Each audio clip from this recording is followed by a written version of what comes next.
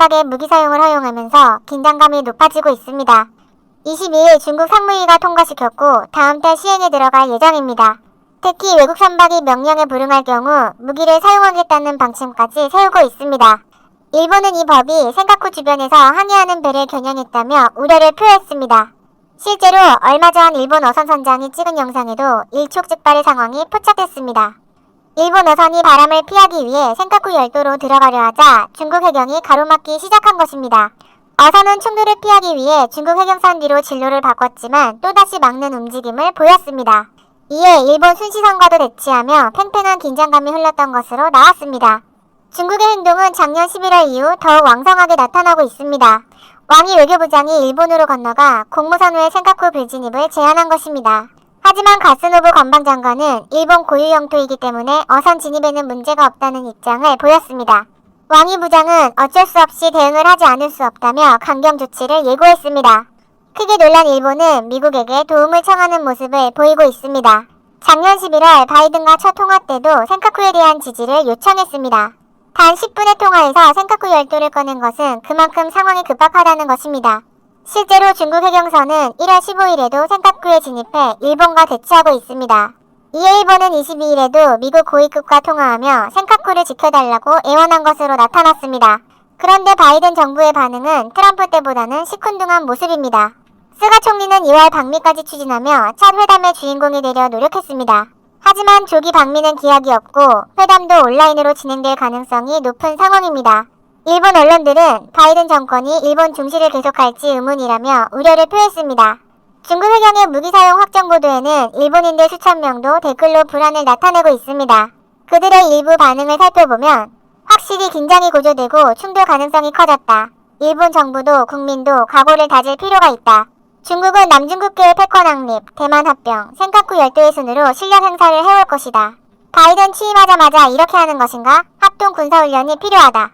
독도에 시설을 지을 때도 일본 정부는 아무것도 하지 않았다. 센카쿠도 그렇게 되어버리는 것일까? 이런 식의 반응입니다. 그런데 한국은 중국의 무기 사용 계획에도 눈도 꼼짝 안 하고 있습니다. 한국 해경은 이미 불법 조업 중인 중국 어선에 기관총을 발포한 적이 있습니다. 2016년 중국 어선 30여 척이 몰려들어 한국 해경선을 들이받으려 했기 때문입니다. 발포 한 달 전에는 중국 어선이 한국 고속정을 들이받아 침몰했던 일도 있었습니다. 그 후 한국은 낌새만 보여도 발포하라는 선주치 후보고 원칙까지 세웠습니다. 중국 언론은 한국의 강경책을 광적인 행동이라며 비난했습니다. 화춘인 대변인 또한 무력을 통한 법 집행행위에 강하게 불만을 표시했습니다. 하지만 크게 놀란 중국 당국은 자국 어선에게 급하게 문자 메시지를 보내 한국 해경의 무기 사용 매뉴얼 강화를 알리며 저항하지 말라는 공지를 보냈습니다. 그런데 그 후 2017년에도 쇠창살과 철망으로 무장한 중국 어선이 한국 경비함정으로 돌진하자 해경은 경고사격과 조준사격을 가했고 중국 어선은 그대로 달아나 버렸습니다.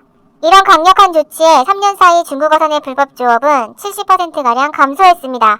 납포된 선박 또한 해마다 줄어 2020년에는 11척으로 감소했습니다. 그런데 정작 일본은 한국을 본보기로 중국에 메시지를 던지는 모습입니다. 최근 한국 어선이 자국 이이지에서 불법 조업을 했다며 납포해버린 일도 있었습니다. 체포된 위치는 제주도에서 남쪽으로 수백 킬로미터 떨어진 동중국해 해상입니다. 해당 지역은 이이지 중첩지역으로 과거에는 자유롭게 조업을 했던 곳입니다. 하지만 2016년 한일 어업협정이 결렬되면서 조업을 할 수 없게 된 지역입니다. 일본은 5년 전 어업협상 때도 우리 측 양보만을 고수해왔습니다. 조업 가능 한국 어선 수를 기존의 3분의 1 수준인 70여 척으로 대폭 줄이자고 한 것입니다. 결국 협상은 중단됐고 제주도 어민들은 해당 지역에서 500km나 더 내려가 생사를 건 원거리 조업을 해오다 결국 한일 중첩지역까지 간 것입니다. 그럼에도 일본은 납포를 했고 자신들은 정작 내로남불 모습을 보이고 있습니다. 1월 22일에도 일본 해상보안청 소속 측량선이 이이지 중첩수역에 나타나 한국 해경의 경고에도 아랑곳 않는 모습을 보였습니다. 10일 전에도 비슷한 지역에서 한국 해경과 40시간 넘게 대치한 적도 있습니다. 과거 한국 대통령은 독도에 일본이 탐사선을 보내려 하자 부시라는 지시까지 내리기도 했습니다. 그러자 그 후 일본은 독도 탐사선 이야기는 입 밖에도 꺼내지 못하고 있습니다. 과연 일본에게는 어떻게 대응하는 것이 맞을까요? 좋아요와 구독, 알림 설정은 컨텐츠 제작에 큰 힘이 됩니다. 지금까지